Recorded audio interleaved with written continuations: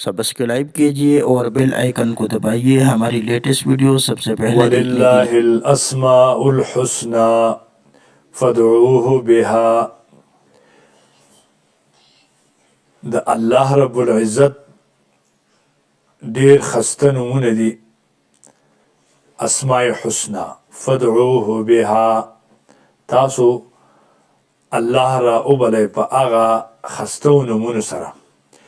کله چې یو سړی دعا غواړي نو د دعا نه مخکې دی د الله رب العزت حمد و ثنا بیان کی او د الله رب العزت هغه اسماء حسنا هغه د چې کوم دی بیان کی او بیا د دعا غواړي نو هغه دعا چې کوم دی هغه مستجاب وي. هغه دعا چې کوم دی هغه الله قبلی او هغه دعا الله رد کوي نه. لدې وجه نه الله رب العزت فرمایي ولله الاسماء الحسنى فادعوه بها. الله رب العزت چې کوم دی بهترین نومونه دي فادعوه بها، نو تاسو الله په هغې سره چې کوم دی نو راغواړئ. یو صحابي دی، یو کس دی، هغه د الله نه چې کوم دی سوال کوي او دعا کوي. هغه وایي اللهم انی اسألک بأنک انت الله لا اله الا الله الاحد الصمد الذي لم يلد ولم يولد ولم يكن له كفوا احد. پیغمبر علیه السلام فرمایي چې تا په اسم اعظم سره دعا وغوښته، تا په اسم اعظم سره دعا وغوښتله. نو له دې وجې نه کله چې یو سړی دعا غواړي نو هغه دې په اسماء حسناو سره غواړي، د الله حمد و ثنا دې کوي او هغه دې چې کوم دی د الله تقدیس بیان کی او بیا دې دعا غواړي. دویم دا چې هغه د خپل اعمال چې کوم دی هغه الله ته وسیله کی او بیا دې دعا غواړي. لکه څرنګه چې پیغمبر علیه السلام فرمایلی دی چې هغه کس چې کوم دی هغه درې کسان چې هغه په لارې باندې روانو او هغه باد و باران کې پساو شو، لاړل یوې سمستې ته او هغه سمسته کې هغه کسانو پناه واغستله. باران راغی، په هغې باندې له پاسه نه چې کوم دی نو سیلاب راغی، یو غټ غر راغی، په هغې باندې یو غټ کاڼی د هغه غار خولې ته چې کوم دی ولګېده او د غار خوله یې بند کړه. کله چې د غار خوله بند کړله نو هغه درې کسان وی چې راځئ خپل اعمال الله ته چې کوم دی نو ظاهر کو او په هغې سره چې کوم دی موږ تقرب الله حاصل کو او دعا وغواړو. نو هغه یو کس پکې دا وی ای الله ما خو نور څه چې کوم دی نیک عمل نه دی کړی، خو ما یو کار کړ دی چې زما والدینو ما چې کوم دی نو د هغې خدمت کړ دی او خالص الله ستا د رضا لپاره مې کړ دی.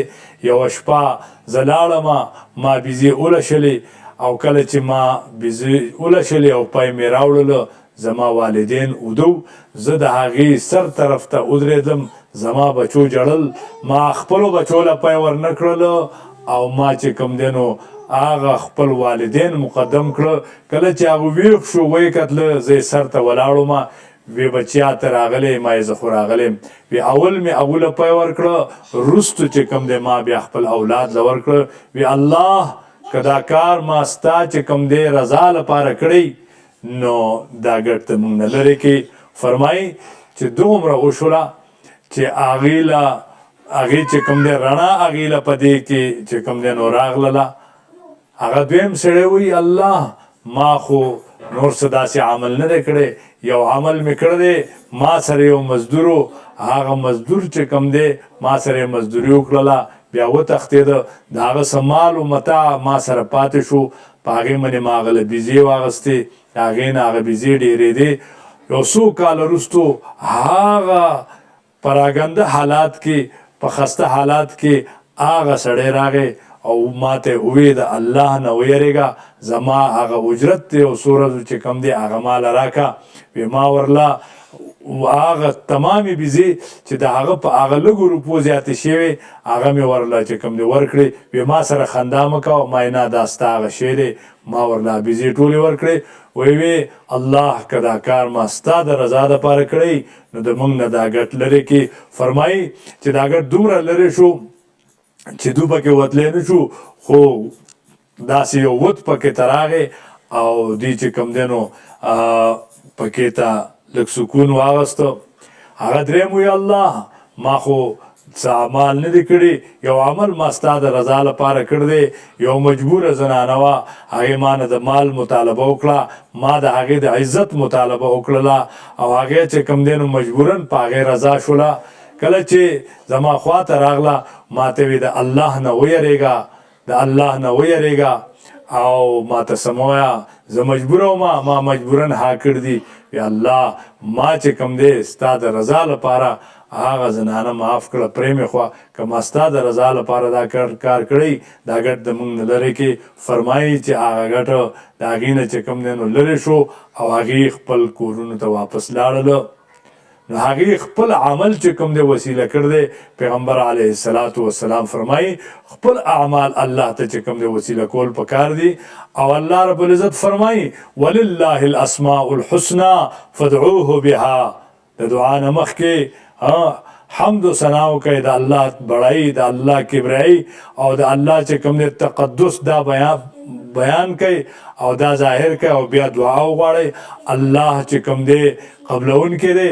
الله د هیڅ مؤمن یو سوال چې کوم دی هغه نه رد کوي، یا چې کوم دی بدیر یا چې کوم دی بالتعجیل په جلدی سره، لیکن هغه سوال د هغه چې کوم دی هغه نه رد کوي، یا د هغې نعم البدل ولا چې کوم دی ورکي فی الفور. نو پکار دا ده چې الله نه موږ داسې سوال کوو چې هغه په خپلو اعمالو سره کوو او په هغه ذریعه او وسیله وګرځو. دغه رنګې د الله چې کوم دی نومونه اسماء حسنا هغه چې کوم دی وسیله او ذریعه وګرځو، په هغې سره موږ دعا وکړو نو هغه دعا مستجاب وي.